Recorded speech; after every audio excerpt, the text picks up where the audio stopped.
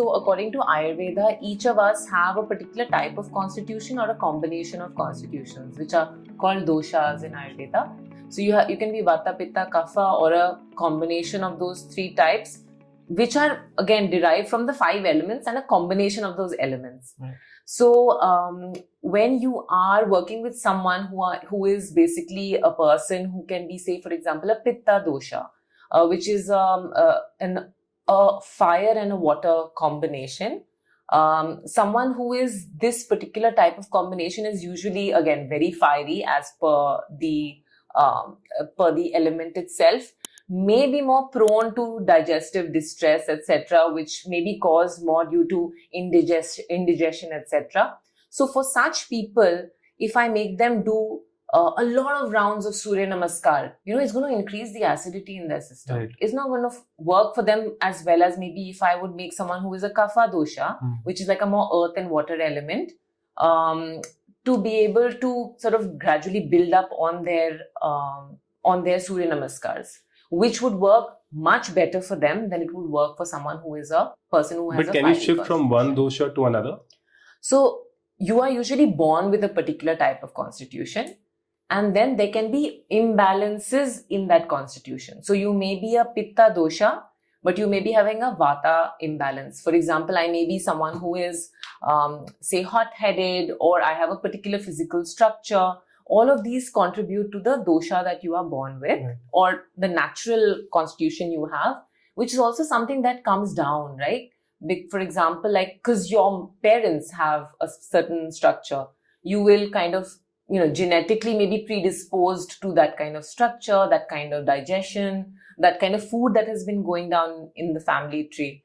So when you are, say, for example, a Pitta dosha, you may be, because of your environmental factors, which are different from what it was for your parents, may have a Vata imbalance. For example, you have more gas, more reflux, more, say, issues which are related to wind and air in the system, which is directly corresponding to what a Vata imbalance is. So this may be different for your cousin or your brother who may have a similar structure, but maybe his imbalance is different. So you have to see the person, see what their constitution is, understand their constitution, understand their mindset, because the mindset is also a very integral part of your natural characteristic. Say you may be a Vata dosha who is a very restless personality, person who has a lot of thoughts in their mind. Person who is a Kapha dosha is usually more relaxed, more steady. They're usually the kind of people who come and, people want to come and share their personal thoughts with or ideas with, because they know that's a safe space for them. They're more warm, nurturing. People who are Vata dosha can be, very passionate, very quick to respond to certain things.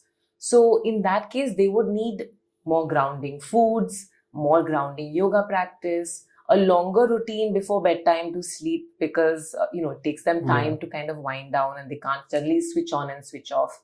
So it would depend a lot on the person themselves. And then breath work to top it off would have to be something that is grounding and very, sort of helps you slow your thought process down rather than heighten it up. This is very interesting because I first want to ask is, so can you determine a personality type based on the dosha? Because I'm just in my mind, I was thinking of the INFJP personality type test that we do.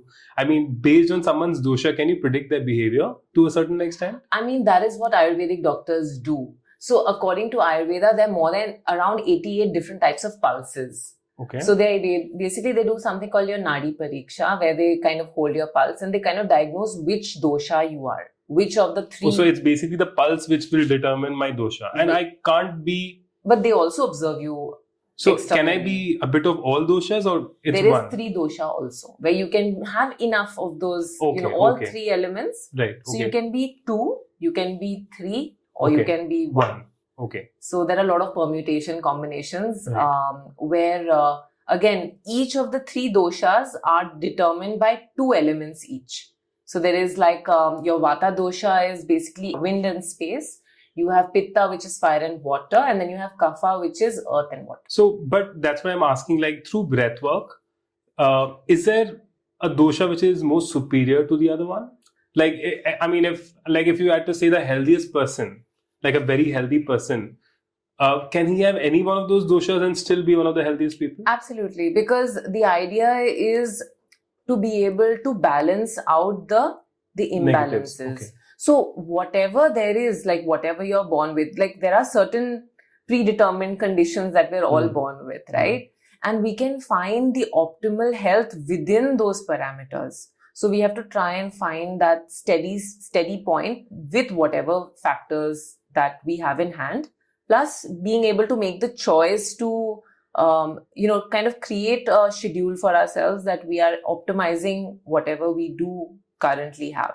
Say, for example, some people are not genetically predisposed to be very tall, right? So maybe you can't push yourself to be taller, but at the same time, you can say if you want to work towards being stronger, want to be faster in particular sport, you can work towards creating that routine for yourself.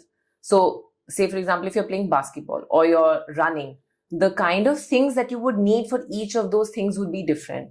So once you are able to kind of streamline your thought process, you'll be able to get help, with a teacher, guide, multiple teachers, maybe a team, to be able to set that routine for you. So we were doing some very interesting work for golfers.